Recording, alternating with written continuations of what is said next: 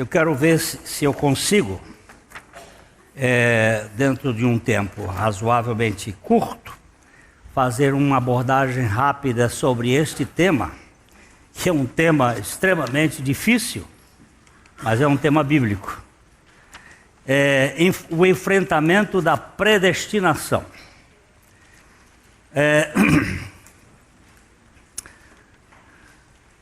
Senhor, desbarata do nosso coração todo o preconceito e dá-nos a revelação do Teu Espírito pela Tua Palavra. Vamos ler Romanos 8, 29.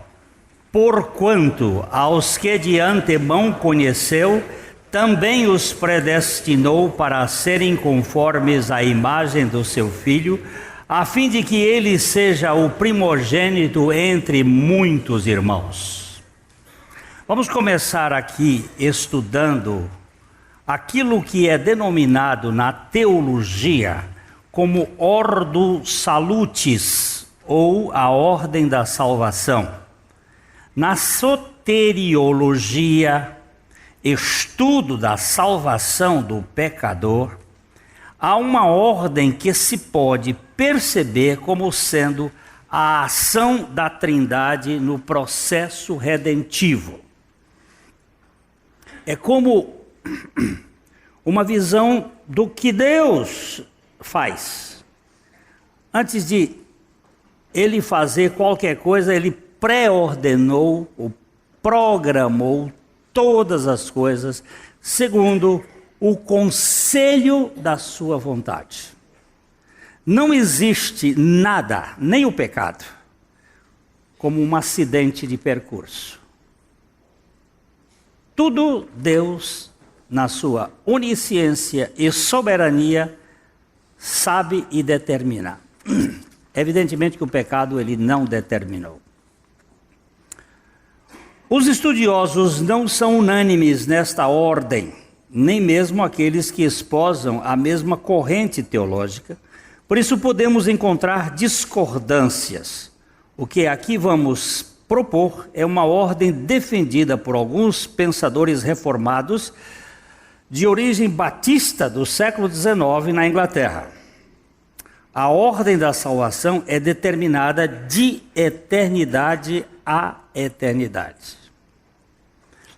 Lembrando sempre uma coisa: o tempo está dentro da eternidade. Eternidade passada, eu tenho que partir assim, sempre aqui. Isso aqui vai para lá, porque a eternidade não tem dimensão. Mas aqui só para lógica, eternidade passada, tempo, eternidade futura. O tempo, o cronos, está dentro da eternidade. O princípio e o fim, o alfa e o ômega, estão contidos dentro de um conceito de eternidade que não cabe na cabeça de nenhum mortal. Nós somos absolutamente limitadésimo. Agostinho, quando queria colocar a Trindade na cabeça, estava pensando sobre a Trindade. Ele estava andando nas margens do mar Mediterrâneo, numa região, e elaborando os pensamentos, quando viu um menino que brincava com uma vasilha, carregando água do mar, e fez um buraco na praia, e ele pegava a água e vinha e enchia o buraco. Ele brincava um pouquinho ali e a água sumia, porque a areia chupava a água. E o menino ia lá e pegava a água e botava. E o Agostinho parou, como todo bom observador, parou vendo o menino brincar e perguntou: meu filho, o que você está fazendo? Ele disse: estou botando a água do mar nesse buraco. Aí o Agostinho entendeu. E eu também. Estou tentando botar Deus dentro da minha cabeça. Toda dificuldade teológica é nós tentarmos compreender Deus. A Bíblia diz: errais não conhecendo as Escrituras nem o poder de Deus. E a dimensão desse poder que é impossível. Esta ordem pode ser assim, pode ser vista assim. Primeiro, predestinação. Segundo, eleição. Terceiro, chamada. Quarta, justificação. Quinta, regeneração. Sexta, fé. Sétima, arrependimento. Oitava, santificação. Nona, perseverança. Décima, glorificação. Você diz, eu já iniciei dizendo que esta ordem ela não é concisa para todos os entendidos. Há alguns que dizem o seguinte: primeira, predestinação. Segunda, eleição. Terceiro, chamada. Quarta, regeneração. Quinta, fé. Sexta, glorificação. Oitava, justificação. Põe a justificação depois do arrependimento. Mas isto vai haver, são ordens, e nós vamos estudar isto durante um tempo, vendo que a justificação ela acontece no coração de Deus, para depois ela ser experimentada por nós. Ela acontece na posição que temos em Cristo Jesus. Estes todos são referindo-se a uma série de passos conceituais dentro da doutrina da salvação. Tem sido definido como termo técnico da dogmática protestante para designar as etapas consecutivas no trabalho do Espírito Santo na apropriação da salvação. Todas as doutrinas bíblicas, de todas as doutrinas bíblicas, nenhuma desperta tanta controvérsia ou mesmo provoca tanta perplexidade quanto a doutrina da predestinação. É uma doutrina difícil que exige ser tratada com o máximo cuidado e cautela. No entanto, é uma doutrina bíblica, portanto, exige ser tratada com clareza. Não nos atrevemos a ignorá-la. Vamos deixá-la de lado? Não tenho coragem de fazer isso. É bíblico. Agora, se alguém me perguntar, você compreende? Não, eu creio.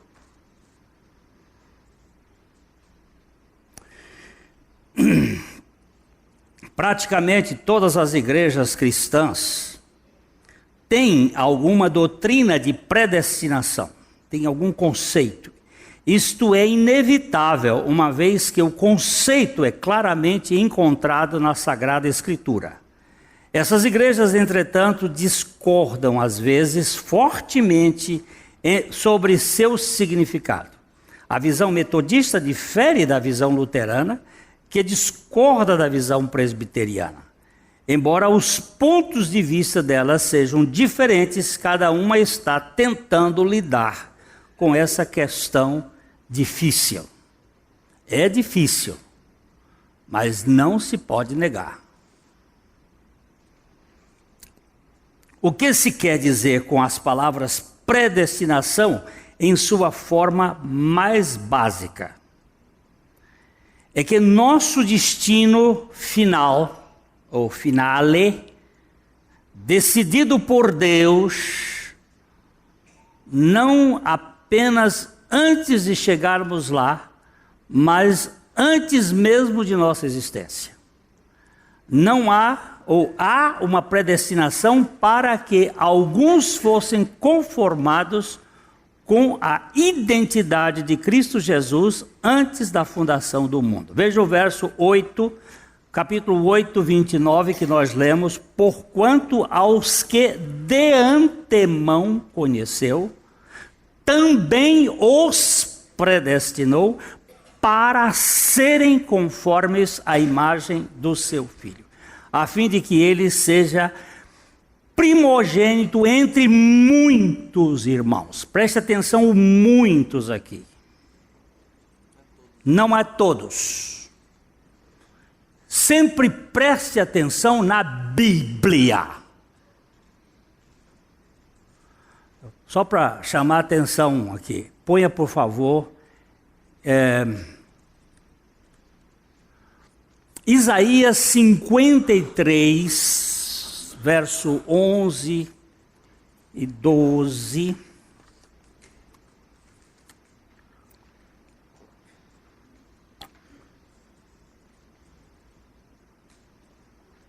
Isaías 53.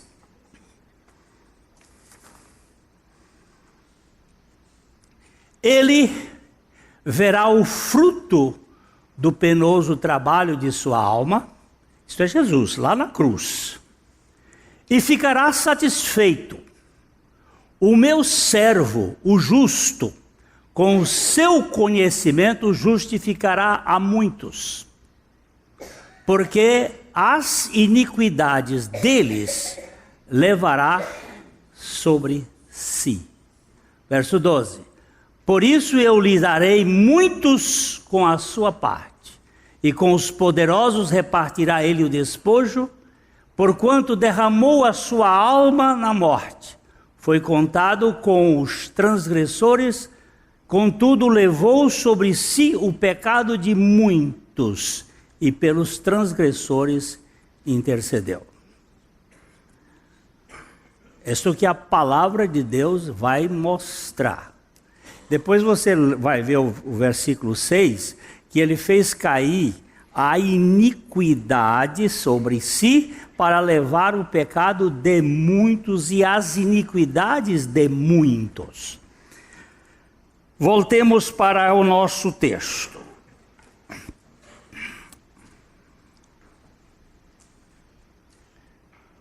É o ensino. O que é predestinação? É o ensino que nosso destino final está nas mãos de Deus. Que Deus é soberano e não tinha obrigação, nem de criar o ser humano, nem de salvá-lo quando ele viesse a pecar.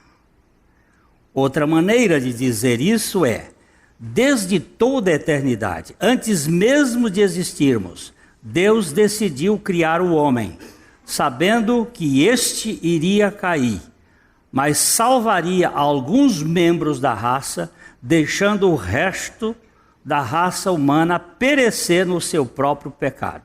Deus não é o autor do pecado. Agora, alguém vai dizer, Deus é injusto. Deus é injusto. Deus é soberano. E Ele escolhe. Eu tenho o direito de escolher a camisa para vir aqui para a reunião. Deus não tem o direito de escolher ninguém. Ele tem que aceitar a eleição do que o sujeito quer votar. Por isso que eu mexi ali no aceitar. Não, eu decido receber Jesus. E Deus tem que se submeter a isto. Você está dizendo que o homem é soberano na sua decisão. Eu não posso admitir a direita tomar conta do país agora. Vou lá dar uma facada no cara. Isso é onipotência.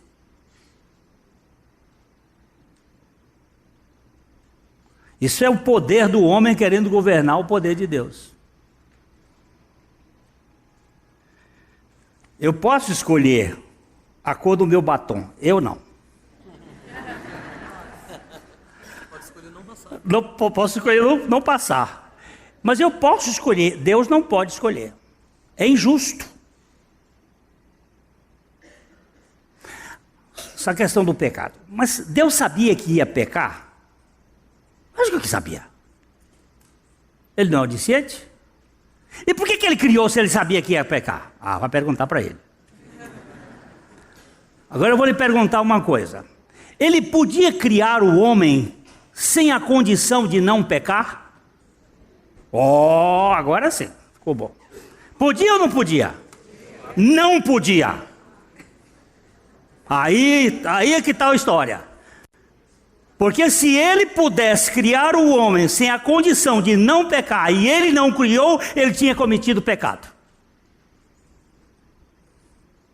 Se ele criasse o homem com a condição de não pecar, e ele não criou, ele cometeria um pecado contra o homem. Deus seria pecador, seria injusto. Por que o homem não podia não pecar? Por quê? Esse púlpito aqui só pode ser púlpito. Ele não pode ser outra coisa. Por que ele não pode ser outra coisa? Porque ele foi criado para ser púlpito. Ele não pode ser uma cadeira, só se você transformá-lo numa cadeira. Ele não tem vontade de querer ser, ele não tem vontade porque ele é um objeto. Os objetos não têm vontade. As plantas não têm vontade. Os animais não têm vontade. Como não tem vontade? Cachorro não tem vontade? Cachorro não tem vontade. Cachorro tem instinto e tem desejos, mas não tem vontade. Só quem tem vontade são as pessoas. Sejam elas em outra dimensão, angelicais, dimensão de anjos. Anjos são pessoas, pode não ter corpo igual ao nosso. Tem um corpo de outra dimensão, mas eles são pessoas. Agora, coisas, plantas, animais, vamos dizer assim, irracionais, que tem muitos animais que são chamados de irracionais, tem mais razão do que certa gente. Mas os animais não têm vontade. Eles não podem querer ser. Mas quando ele fez o homem, a criatura humana, com inteligência, emoções e vontade, esta criatura humana, ou o próprio anjos, não quero ser anjo, eu quero ser Deus. Agora a pergunta é o seguinte: uma criatura pode ser criador? Pode ser o criador? Ela não pode ser o criador. Porque se ela for o criador, ela deixa de ser criatura. O criador nunca pode ser criatura. Ele tem que ser criador.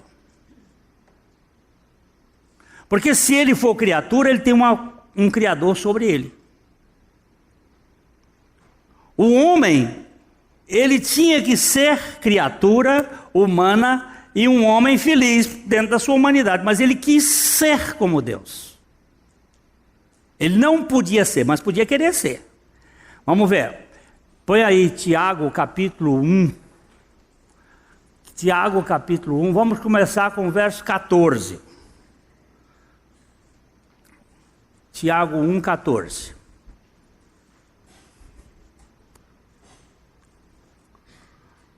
Ó.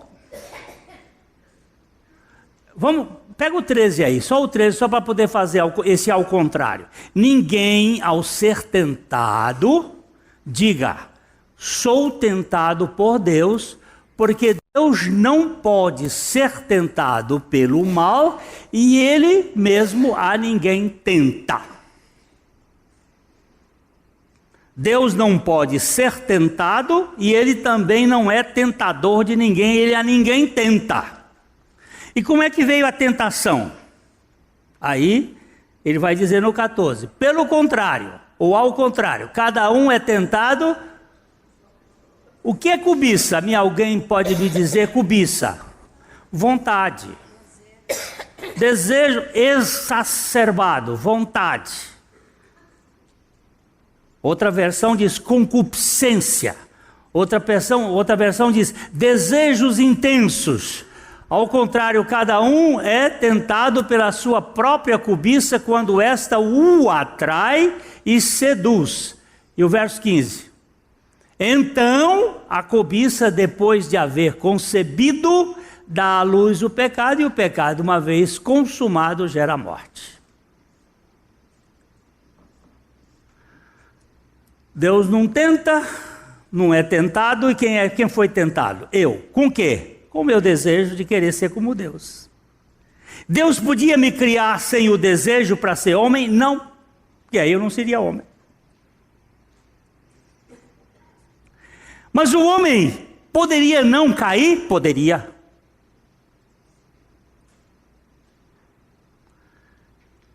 único ser humano criado, os únicos seres humanos criados com livre arbítrio foram Adão, Eva e Jesus. Adão e Eva podiam pecar e podiam não pecar. Agora, Caim e Abel já não era mais assim. Caim e Abel só podiam pecar. Ou podiam crer que alguém podia libertá-los do pecado. Caim e Abel já nasceram escravos do pecado. Agora, Jesus não nasceu escravo do pecado, porque Jesus não é filho de Y. Jesus é filho de X. O que significa isso? XX da mulher. Por um só homem entrou o pecado no mundo. Foi só por Adão que entrou o pecado no mundo.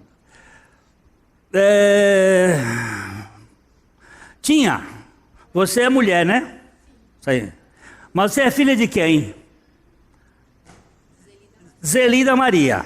Então, se ela é filha de Zeli, ela tem pecado. Mas ela não transmite pecado. Ela não só tinha pecado, ela tem pecado. Mas ela não transmite o pecado. Nenhuma mulher transmite o pecado. Porque se transmitisse o pecado, Jesus nasceria com pecado. Só em 1875, o Papa Pio, qualquer coisa, 10, não sei lá, assinou um decreto para dizer que Maria foi concebida sem pecado. Para poder explicar isto. Mas, na verdade, a semente da mulher é que iria esmagar a cabeça da serpente. E a semente da mulher é Jesus. É o único filho de mulher nesse mundo. Todos vocês, inclusive vocês mulheres, são filhos de homem. Mas Jesus é filho da mulher. Portanto, ele não tinha a natureza corruptível do pecado. Ele não podia nem ver a podridão, a decomposição. O sangue dele não coagulou. Aí é uma outra coisa para... Jesus maravilhoso. Deus fez uma escolha explícita. Ele escolheu algumas pessoas para serem salvas na bênção eterna no céu, passando por cima de outras e permitindo que elas seguissem as consequências de seus próprios pecados para o tormento eterno.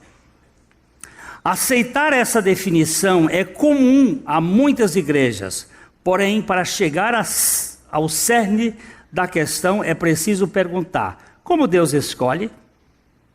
A visão não reformada, mantida pela vasta maioria dos cristãos, é que Deus fez essa escolha com base em sua presciência.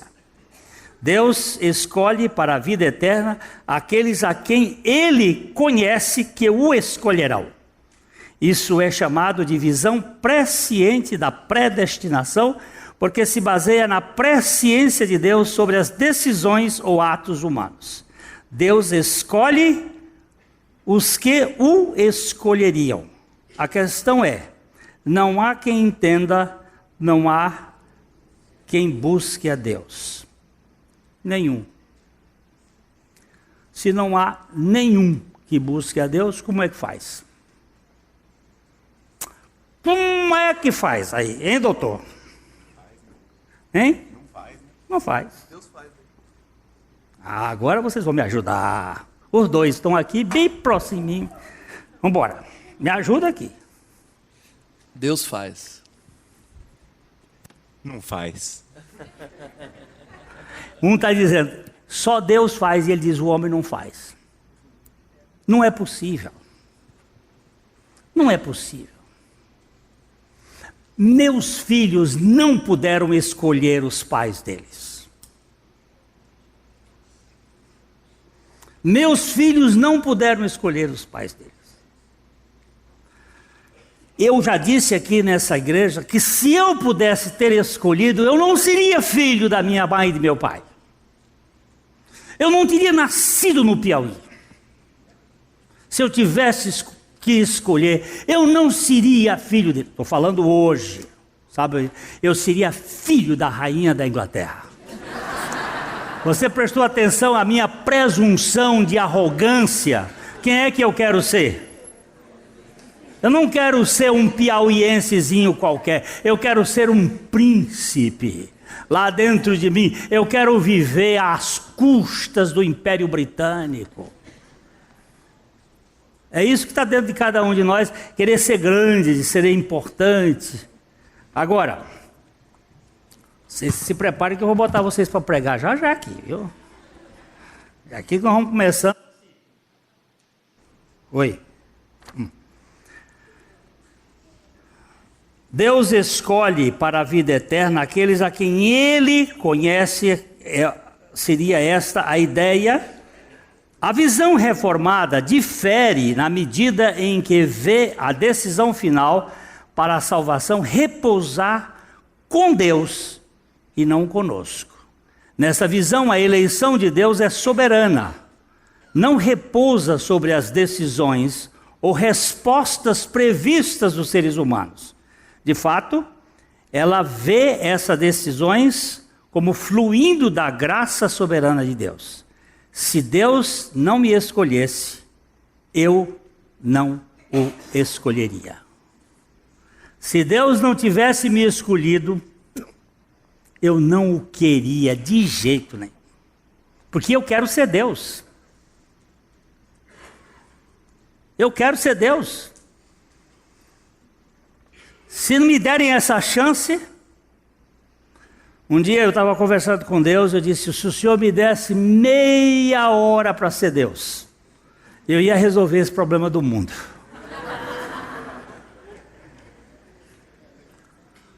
Eu ia pá.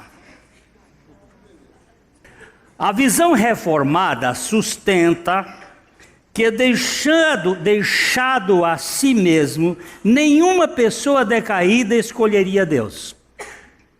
Pessoas caídas ainda têm livre vontade, no sentido de que elas podem escolher, e são capazes de escolher o que desejam. Mas o problema é que não temos desejo por Deus e não escolheremos a Cristo, a menos que primeiro sejamos regenerados. A fé é um dom que vem do renascimento. Somente aqueles que são eleitos responderão ao Evangelho por meio da fé. Vocês já ouviram falar de uma lagarta polinizando plantas? Já viram falar que lagarta poliniza planta? Lagarta só come planta. Ela não pode polinizar a natureza da lagarta. Você sabe qual é o animal mais voraz da face da terra? O animal que tem mais fome, que come mais. Não é o rei momo, não. É lagarta. A lagarta come 27 vezes o tamanho maior dela em poucos dias. Eu não sei o tempo de agora. É poucos dias. O tamanho maior dela. Ela come 27 vezes. Nasceu para comer. Vive comendo. Mas um dia a lagarta odeia, a palavra é esta mesmo, ela odeia ser lagarta. Então ela se anida em algum tronco, em algum lugar, ela se anida e começa a fazer um movimento com a cabeça assim. Ela cospe um fio de adrenalina e começa a se envolver naquele fio. Aquilo vira a sepultura dela de lagarta. E quando ela nasce, quando ela ressuscita da morte, ela vem com asa. Aí eu estava ouvindo o reverendo Heber Campos Júnior falar sobre a fé, e ele fez a pergunta: o que é fé? E eu comecei a pensar ali, rapidinho eu disse: a fé é a asa da lagarta. Mas a lagarta não tem asa, é verdade. Mas quando ela nasce, borboleta, já vem a asa junto. A fé é a asa da nova criatura para voar para o céu. Nasceu de novo, tem fé. Por isso que você vê na ordem da salvação que a regeneração vem antes da fé e do arrependimento. Você precisa nascer de novo para poder crer e se arrepender. Caso contrário, é impossível. Os eleitos escolhem a Cristo, mas somente porque foram escolhidos antes por Cristo. Como no caso de Jacó e Esaú, os eleitos são escolhidos unicamente com base no prazer soberano de Deus, e não na base de qualquer coisa que tenha feito ou que façam.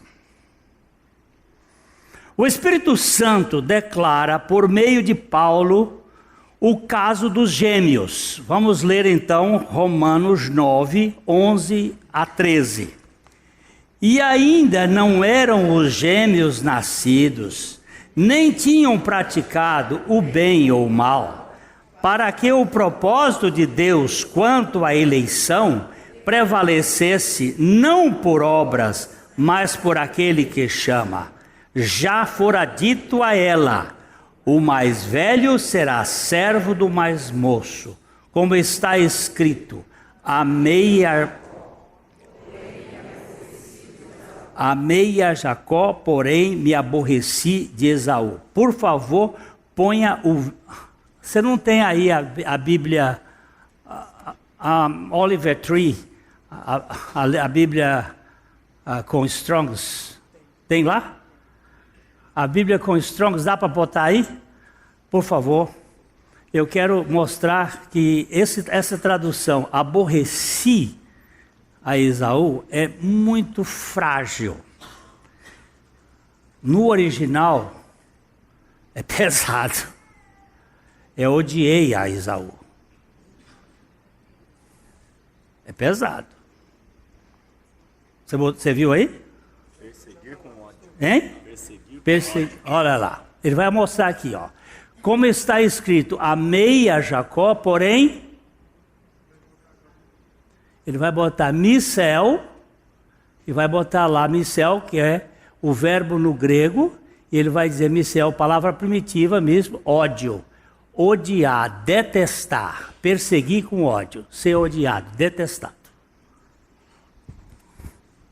É caramba? Eu já ouvi aqui um caramba? Pois é. A gente tenta minimizar um pouquinho, mas a Bíblia está dizendo: amei a Jacó. Porém, mas isso não é só no grego não. Aperta o que dê lá o texto, volta lá. É porque a gente precisa... volta no texto. Aqui, agora tem uma cruzinha aqui. Aperta na cruzinha aqui que nós vamos para Malaquias. Aperta aqui, ó. Aperta aqui, aí. Cadê o Malaquias? Deixa lá. Malaquias 1, 2, olha lá. Eu vos tenho amado, diz o Senhor. Em que tenho amado? Não foi Esaú irmão de Jacó? Disse o Senhor. Todavia amei a Jacó, porém aborreci de Esaú. Aperta de novo aqui no aborreci. Agora nós temos uma palavra hebraica, que não é mais o micel grego. Por favor, sobe aí. Agora é sané. Odiar, ser odiado. Deus odeia o pecado. Deus não tinha que salvar ninguém. A resposta do reverendo Heber semana passada foi o seguinte: Deus ama o pecador e odeia o pecado. Não existe pecado fora de pecador. O pecado está no pecador.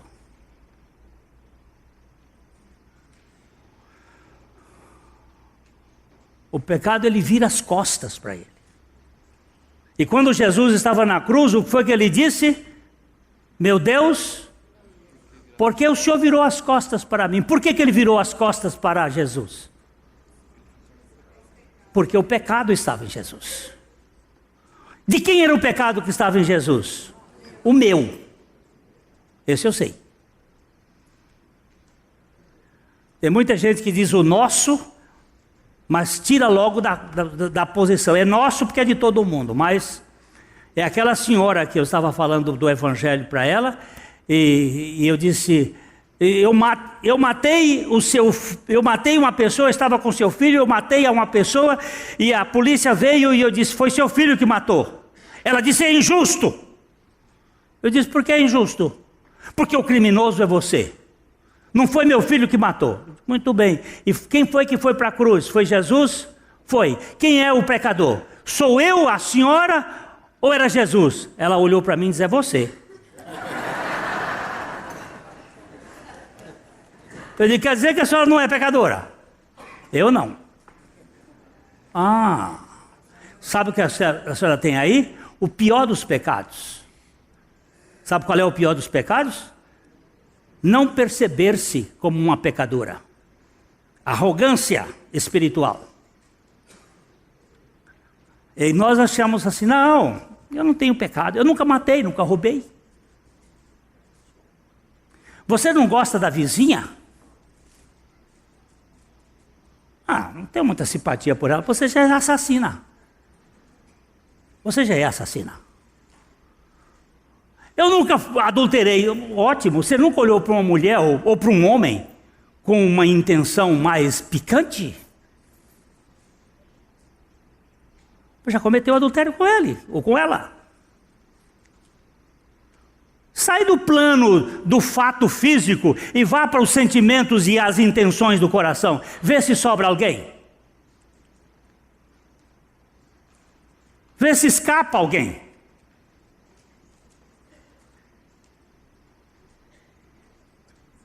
Eu nunca escapei. Por isso que eu preciso de um Salvador. Misericordioso e capaz de assumir a minha causa. Muitos têm dificuldade em admitir a predestinação porque percebem injustiça da parte de Deus por ter escolhido alguns, embora ao mesmo tempo eles propõem que só alguns podem escolher a Deus, já que nem todos o escolhem. Olha, você escolheu a Deus, né? Foi você que escolheu a Deus. Foi? Foi? Ele me escolheu primeiro. Bom. Aí quando você diz assim, não, mas eu tenho o direito de escolher a Deus, você está colocando-se numa posição de superioridade. Deus tem que aceitar a sua escolha. Não é nem direito, não tem natureza para isso. Você não tem direito, nem natureza, nem nada. Nós aqui somos um bando de arrogantes que só pensam em si.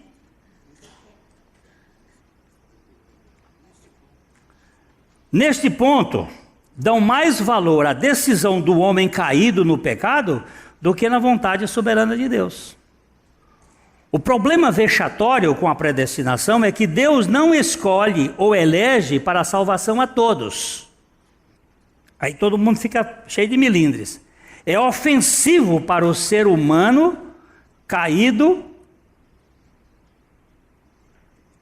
que ele se reserva o direito de ter misericórdia de quem ele quiser ter misericórdia.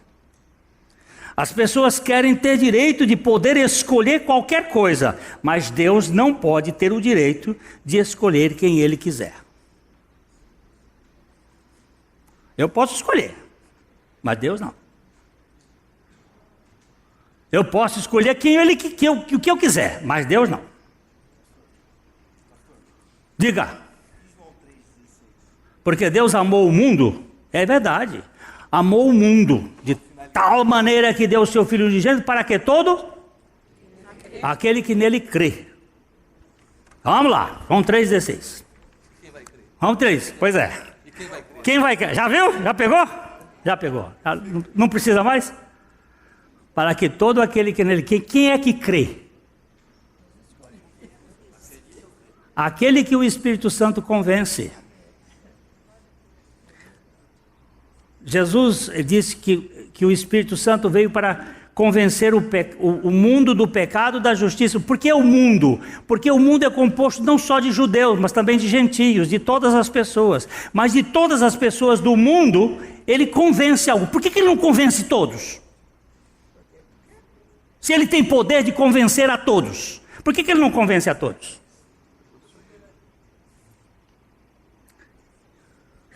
Gostaria muito que ele convencesse a todos, mas ele não convence.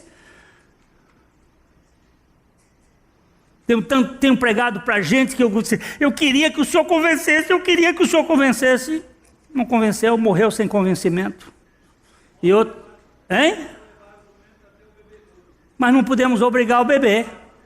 Mas se Deus não fizer, ninguém faz. Se Deus não fizer, ninguém faz. Agora, uma das coisas mais lindas é olhar o seguinte. Domingo que vem eu vou falar sobre eleição, e é aqui, ó. Vinde, bebei da fonte da água. Quero. Então, o convite está aqui. Aí eu, vinde, bebei.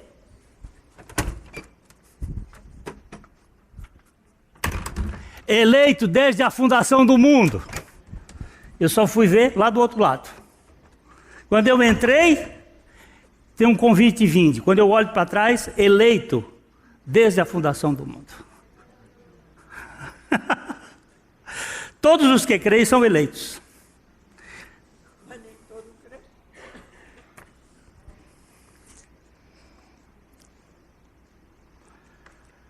A Bíblia, porém, indaga em relação à escolha divina. Vamos ler Romanos 9, 14 a 16. Que diremos, pois? Há injustiça da parte de Deus? De modo nenhum. Pois ele diz a Moisés: terei misericórdia de quem me aprouver ter misericórdia, e compadecer-me-ei de quem me aprouver ter compaixão. Assim, pois, não depende de quem quer ou de quem corre, mas de usar Deus a sua misericórdia.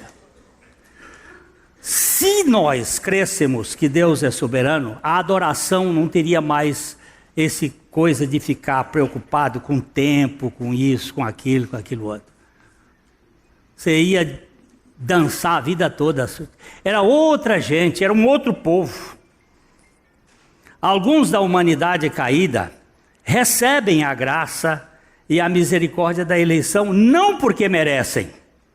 O resto, Deus passa por cima, deixando-os em seu pecado. Os não selecionados recebem justiça. Os eleitos recebem misericórdia. Ninguém recebe injustiça. Ele não tinha que escolher ninguém, mas escolheu. Por quê? Porque ele se dá o direito de usar misericórdia para quem ele quiser. Ele não tinha que salvar ninguém. Nós tínhamos que viver no pecado, no nosso pecado para sempre. Mas ele escolheu. Por quê? Não sei. Quando eu vesti essa camisa, há um tempo atrás, o Felipe estava em casa e ele disse: vovô, você vai para a igreja com a camisa do piquenique?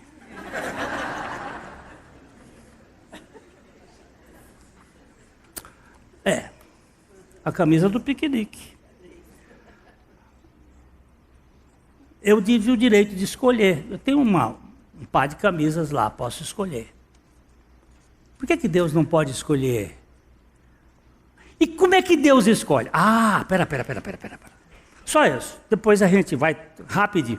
Eu disse que era muito pouco tempo. Vamos ver 1 Coríntios capítulo 1 Coríntios capítulo 1, verso... Vamos começar com o verso 27. Será que é o 27 ou é o 26? Por favor. 1 Coríntios capítulo 1. Deixa eu dançar um pouquinho aqui.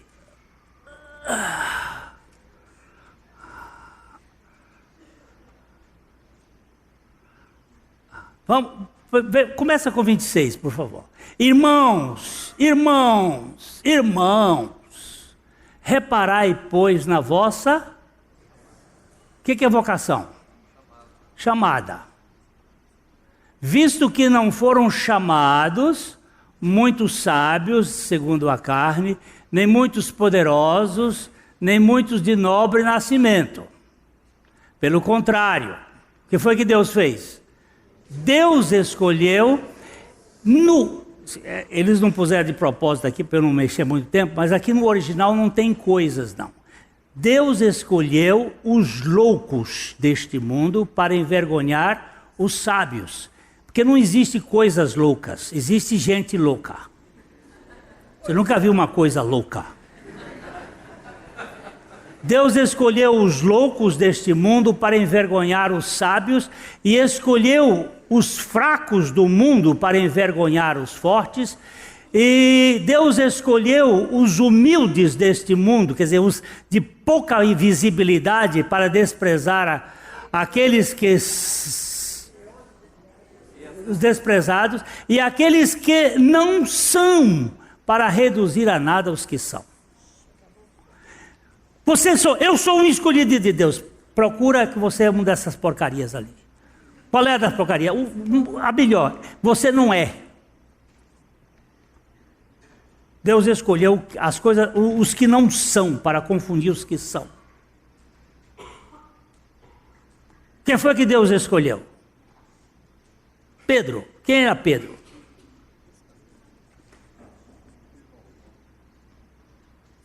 Presta atenção em quem é Pedro. Para quê? Só para cambiar um pouquinho mais, 29 e 30.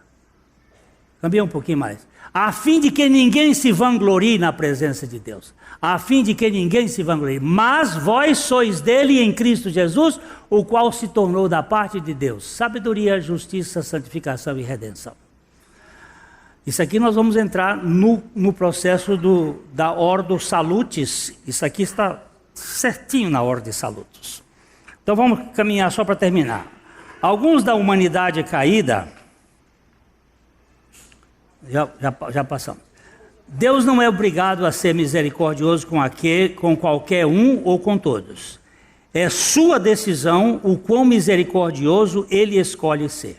Contudo, ele nunca é culpado de ser injusto com alguém, pois ninguém tem direito de ser salvo.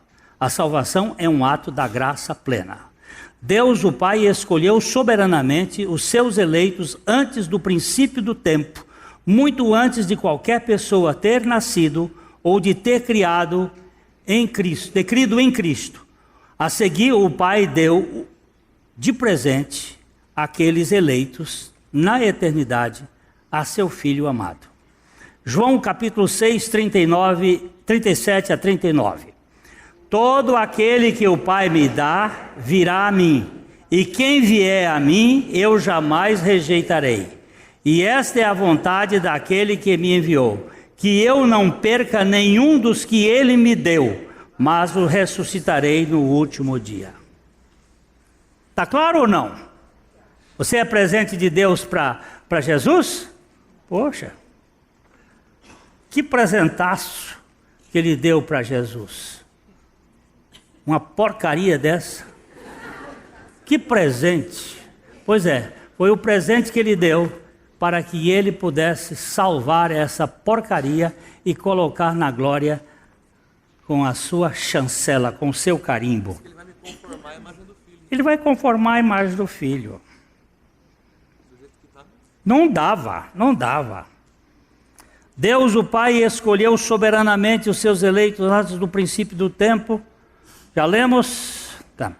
Como um construtor desenha seus planos antes de começar a construir, assim o grande e eterno arquiteto predestinou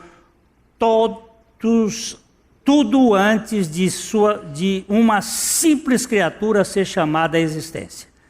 Nem Deus guardou este mistério oculto em seu próprio seio, mas foi do seu agrado fazer conhecido em sua palavra os eternos conselhos de sua graça, seu desígnio dos mesmos e o grande fim que ele teve em vista, afirmou com sabedoria a W. Pink.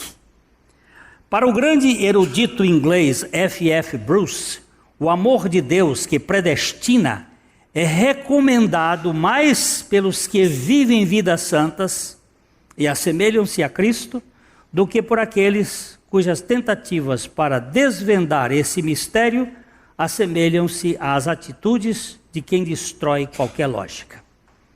Quando você começa a discutir a lógica disso aqui, você começa a ter problema. E o reformador Martinho Lutero acrescenta com precisão: todas as objeções à predestinação procedem da sabedoria da carne. É a carne que tenta querer bater contra isso aqui. Deus predestinou todas as suas criaturas para seus propósitos. Como disse a W. Pink, acuradamente falando, eleição é um ramo da predestinação. O último sendo um termo mais abrangente do que o primeiro.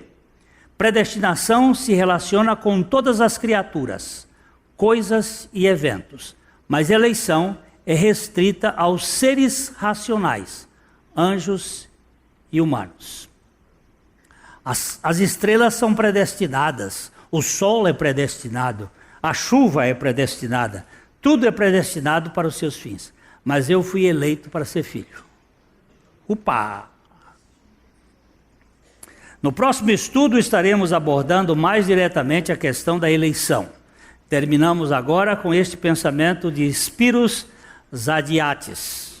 A soberania de Deus não é arbitrariedade, como alguns a julgam erroneamente, pois Deus tem suas razões baseado em sua sabedoria absoluta e infinita, as quais nem sempre decide revelar. Aquilo que o olho não viu, o ouvido não ouviu, não subiu ao coração do homem, são as coisas que Deus preparou para os que o amam. Não sei explicar, mas não posso negar que Deus é quem faz todas as coisas. Deixa eu deixar só um versículo final. Lá, põe lá, Romanos 11, 36. Eu vou botar só esse versículo e você olha. Só esse versículo. Romanos 11, 36. Por quê? Porque dele, por ele e para ele são todas as coisas. Glória, pois, a ele eternamente. Amém. Porque dele, origem, e por meio, método, e para ele são todas as coisas. A ele, pois, glória eternamente. Amém. Aleluia! A Livraria PIB Londrina procura selecionar cuidadosamente seus títulos e autores a fim de oferecer um conteúdo alinhado com o Evangelho de Jesus Cristo. Bíblias, livros de teologia, devocionais, literatura infantil, biografias, comentários bíblicos e muito mais. Dispomos também de um acervo de CDs e DVDs das mais de 5.000 mensagens ministradas na Primeira Igreja Batista em Londrina. Visite a Livraria PIB Londrina e conheça ainda mais. Livraria PIB Londrina, de segunda a sexta, das 13h30 às 18 horas. Endereço na Avenida Paraná, 76A, próximo ao Calçadão, bem no centro de Londrina. Ligue para 3372-8921 ou acesse o site www.livrariapiblondrina.com.br.